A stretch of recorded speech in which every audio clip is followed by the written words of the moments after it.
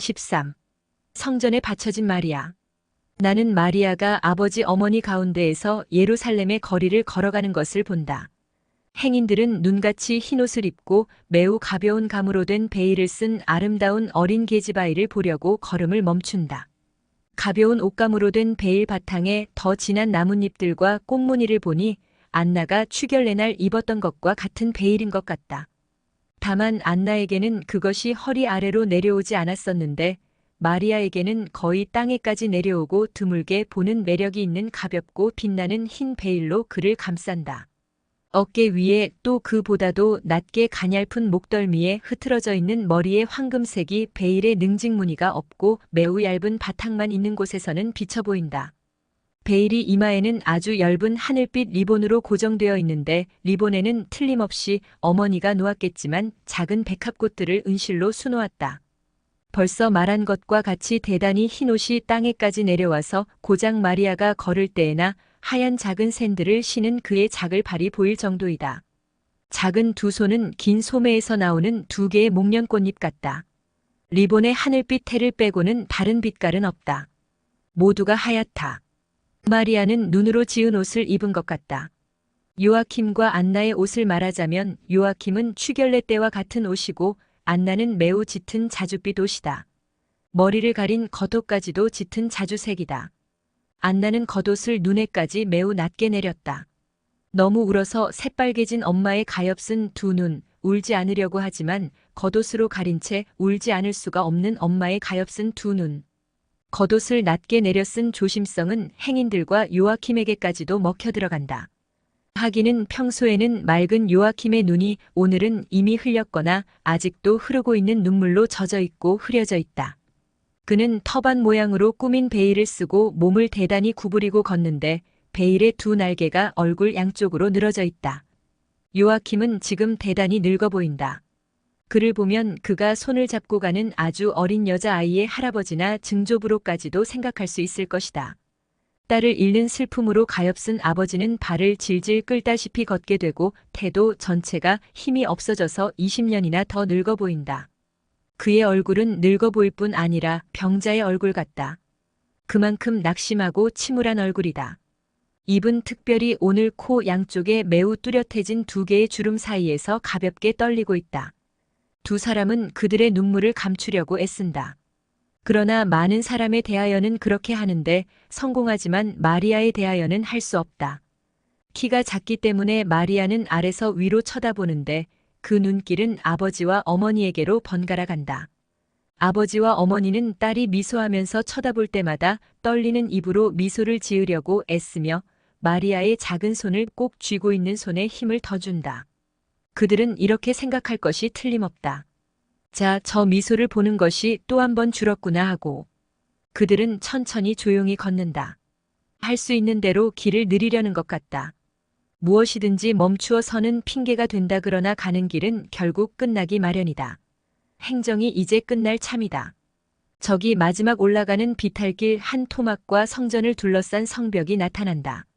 안나는 신음소리를 내고 마리아의 손을 더 힘주어 꼭 쥔다. 사랑하는 안나 언니, 제가 언니와 같이 있어요. 하고 어떤 십자로에 있는 낮은 회랑 그늘에서 나오는 목소리가 말한다. 그러면서 분명히 안나를 기다리고 있던 엘리사벳이 안나에게로 와서 가슴에 껴안고 안나가 울기 때문에 이렇게 말한다. 오세요. 이 친구의 집에 좀 오세요. 그랬다가 우리 같이 가십시다. 지가리아도 여기 있어요. 모두 불이 활활 타고 있는 낮고 어두침침한 방으로 들어간다. 분명히 엘리사벳의 친구이겠지만 안나가 알지 못하는 주인 여자는 이 작은 일행을 마음 편하게 남겨두려고 예의를 차려 물러간다. 내가 후회를 한다거나 내 보배를 주님께 마지 못해드린다고 생각하지는 마라 하고 안나가 눈물을 흘리며 설명한다. 그렇지만 마음이다. 아. 내 마음이 얼마나 괴로움을 느끼는지, 아이 없는 어머니의 고독으로 돌아갈 내 마음에 얼마나 괴로움을 느끼는지 너는 느끼지 못할 거다. 안나 언니, 나도 그걸 이해해요. 그렇지만 언니는 착하니까 고독한 가운데 하느님께서 위로해 주실 거예요. 마리아가 어머니에게 평화를 주시기를 하느님께 기도하지 않겠어요? 마리아는 어머니의 손을 쓰다듬고 입 맞추고 자기 얼굴로 가져다가 쓰다듬어 주게 하고 안나는 두 손으로 그 작은 얼굴을 꼭 싸잡고 입을 맞추고 또 맞춘다. 아직도 넉넉히 입 맞추어 주지 못하였다. 지가리아가 들어오면서 인사한다.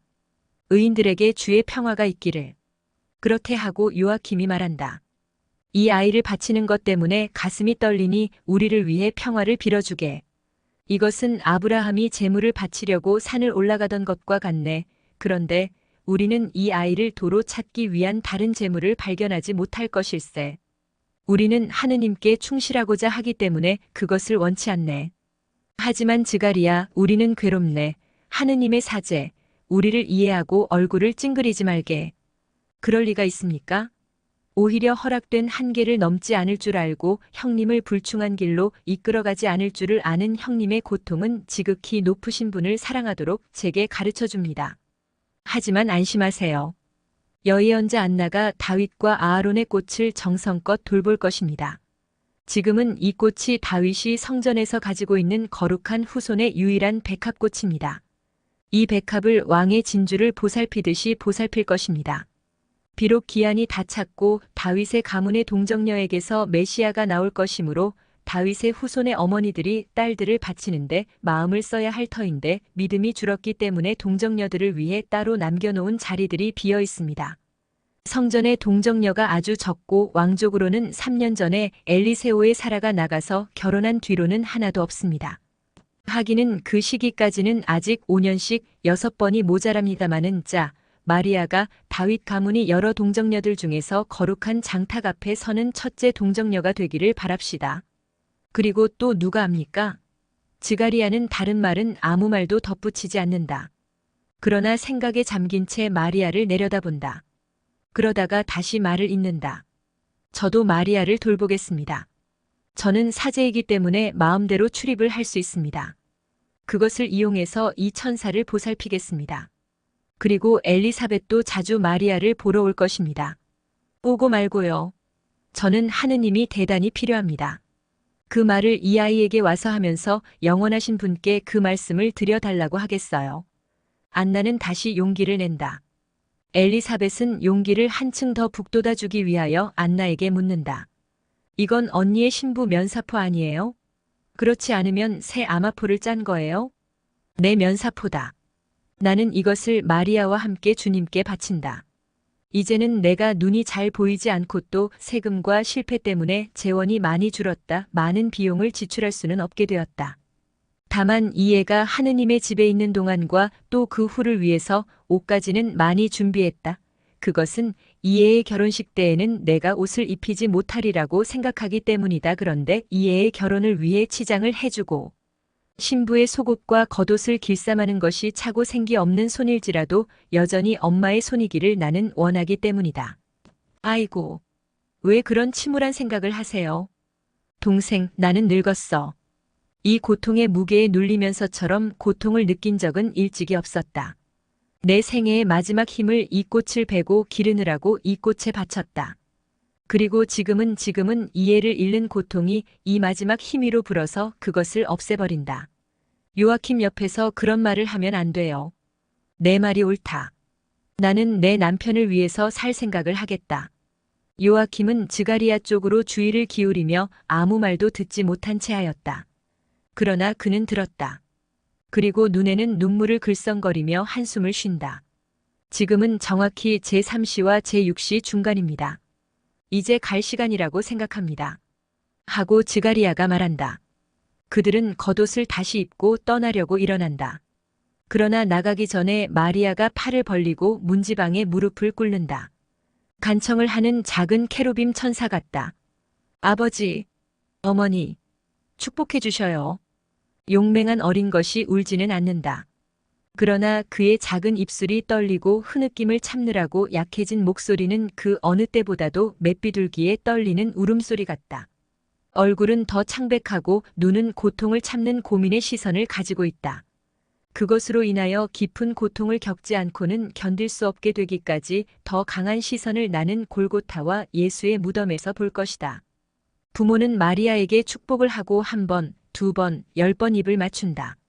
그들은 그렇게 하는 것이 실증날 수가 없다. 엘리사벳은 말없이 울고 즈가리아는 그것을 나타내고 싶지는 않지만 깊이 감동하였다. 그들은 나간다. 아까처럼 마리아가 아버지, 어머니 사이에 있다. 앞에는 즈가리아와 그의 아내가 간다. 이제 그들은 성전 다만으로 들어왔다. 나는 대사제에게 갑니다. 형님네들은 큰 정원까지 올라가세요. 그들은 마당 셋과 포개진 현관 셋을 지나간다. 그리고 이제는 꼭대기를 금으로 덮은 매우 큰 입방채 밑에 와 있다. 어마어마하게 큰 오렌지 반쪽 비슷한 볼록한 원천장 하나하나가 지금은 오정때가 되어서 장엄한 건물을 둘러싸고 있는 넓은 마당에 수직으로 내리쪼이고 성전으로 가는 넓은 층과 엄청나게 큰 계단을 꽉 채우고 있는 태양을 받아 반짝이고 있다. 다만 정면에 대서 쌓은 층계를 마주보고 있는 대문간만이 그늘져 있고 청동과 금으로 된 거대한 문은 한층 어둡고 그렇게도 환한 빛과 대조가 되어 장엄하다. 이렇게 햇빛을 쨍쨍하게 받으니 마리아는 한결 더 눈같이 희다. 마리아가 계단 밑에 가 있다. 아버지와 어머니 사이에 이 세 사람의 가슴이 얼마나 뛸 것인가. 엘리사벳은 안나 곁에 있다. 그러나 반걸음쯤 뒤에 있다. 은나팔 소리가 울리고 문의 돌적이가 돌아간다. 문이 청동원 위에서 돌고 있는 동안 검은고로 알리는 것 같은 소리가 난다. 저 안쪽에 등불들이 켜진 성전 내부가 나타나고 안쪽에서 오는 행렬이 문을 향하여 나아온다. 은나팔 소리와 구름처럼 피어오르는 향과 불빛을 곁들인 장엄한 행렬이다. 이제 행렬이 문지방에 와 있다. 맨 앞에는 대사제일 것이 분명한 사람이 있다. 아주 고운 아마포로 만든 옷을 입고 그 첫 번 옷 위에 역시 아마포로 만든 더 짧은 웃옷을 입고 또 그 위에 제의와 부제복 중간치 같은 일종의 제의를 입은 엄숙한 노인이다. 그 제의 같은 옷은 여러 가지 빛깔로 되어 있어 주홍과 금빛, 자주와 흰빛이 갈아들고 햇빛의 보석들처럼 반짝인다. 그리고 진짜 보석 2개가 이 모든 것 위에 어깨 높이쯤에서 한층 더 세게 반짝인다. 그것들은 아마 귀금 속을 물린 고리들인 것 같다.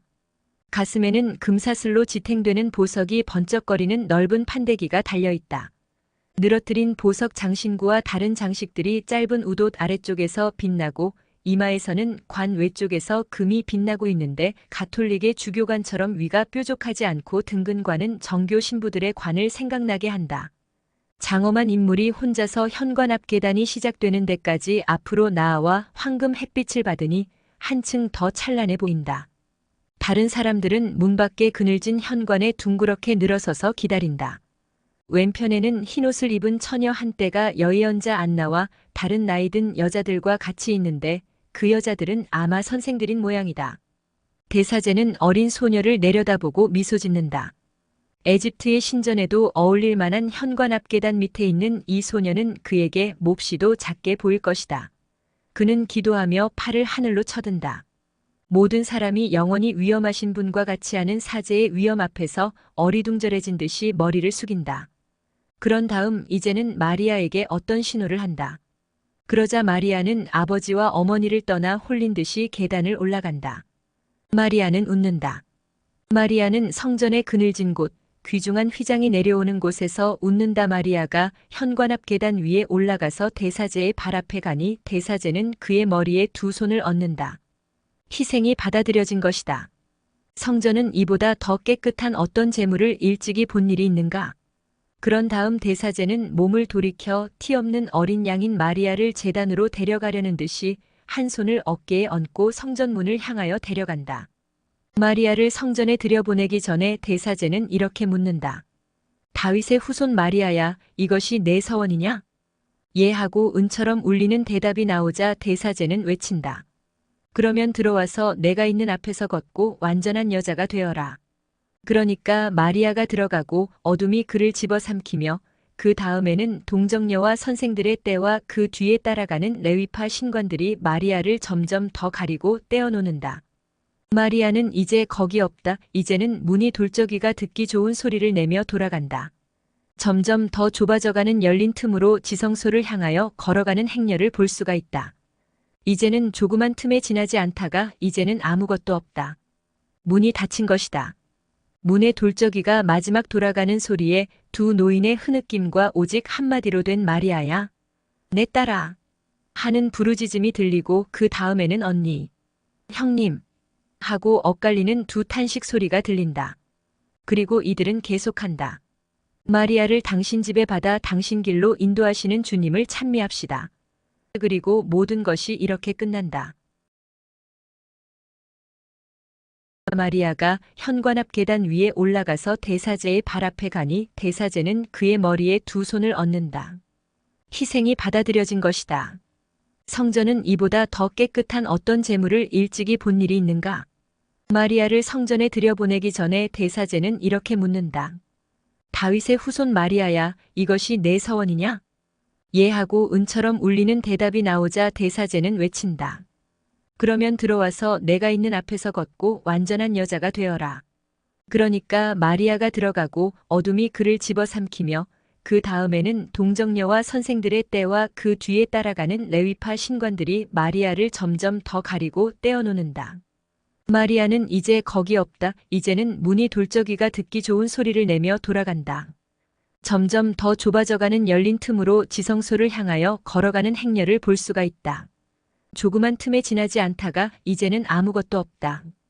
문이 닫힌 것이다.